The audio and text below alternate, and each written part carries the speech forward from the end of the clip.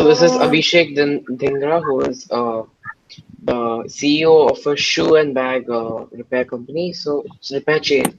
So Abhishek, tell us where did you study and what courses did you take? Okay, so I'll start from high school, which was in Cody International. 1990 to 91, I was in Cody. After that, I went to a boarding school in Greece. A few years later, I graduated from Greece on 94, did economics in Loyola College, Chennai, and many years later, of about 5 6 years of work experience later, I did my MBA in the Philippines at Asian Institute of Management. Okay. So which organizations have you worked for earlier?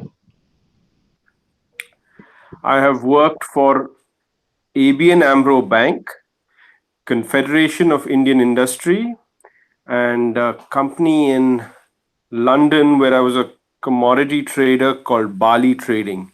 It no longer exists, but needs to be mentioned. Okay.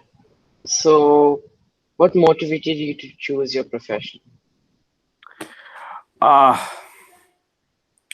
so the name of my brand is called Mr. Pronto, and I saw the idea when I was doing my MBA in the Philippines, and people do buy expensive shoes and bags, and they need proper care. And while in India, the only solution was a cobbler on the road who may or may not have great skill in their hands, but they were just not being paid well. They didn't have a good supply chain. They were not getting proper materials. They didn't have, if shoes were fixed, were made with certain machines, they need to be fixed with machines, and a cobbler sitting on a road did not have access to that. So I just decided to organize this unorganized industry. Mhm. So how do you use technology and how do you think technology will impact your line of business in the future? So, technology is a. Are you only referring to IT or tech or any technology? Any technology. So, so we were the first technical shoe repair store in India in back in 2003, where I had started, and now we've grown to 15, and we also have 3 factories in Bangalore, which does bulk work. Now, so we are mechanized to the extent that we have these machines like a hydraulic press. Uh, Basically, if I have to be compared, pre Mr. Pronto, the cobbler used a hammer to stick the sole together or stitch. So he didn't use a machine. And here we have a hydraulic press which binds them together. We use more sophisticated methods. We know which rubbers can stick with which rubbers and how to do it. So it's and how to clean it properly. So things like that. Of course. So I guess so. We have used machinery to upgrade the skill, and the future is all about going online. Yes, it is something we have not really tried, though we did have some presence for some time, because uh, but now with COVID happening, we would have to look after. We would have to have online discussions with the customer.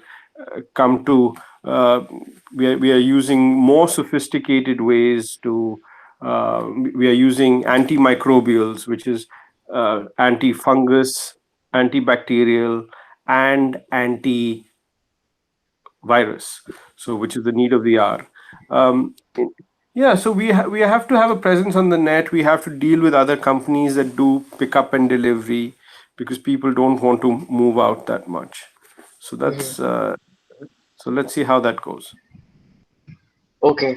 So, what skills should someone have to succeed in a field like yours?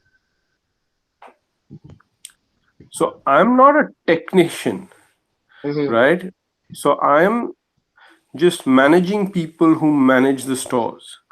So I think patience, uh, the ability to motivate, the ability to recognize good talent. Uh, it's more than anything else. Everything else can and basically keep your team together through good times, through bad times. Just look, someone who can give them some sort of look. Yeah, you need to have an emotional quotient where you can, look after your team and that they feel that they're secured even when things are going wrong. Hmm. Okay. So, any guidance for those who are looking out for a similar venture like yours? Um, well, work a few years, get some experience, and then do your venture. Don't go directly. It's tough. Handling people is tough. You learn a lot, and it's much better that you learn at someone else's expense. But of course, if the power of your idea is so powerful that you need to get to work on it right away, just go for it. Just uh, keep your founding team close to you. Do not um, because yeah, it's all about team building. I think that's my only asset. Okay. So, thank you, Abhishek. Thank you for your help. See you later. Thank you. Bye.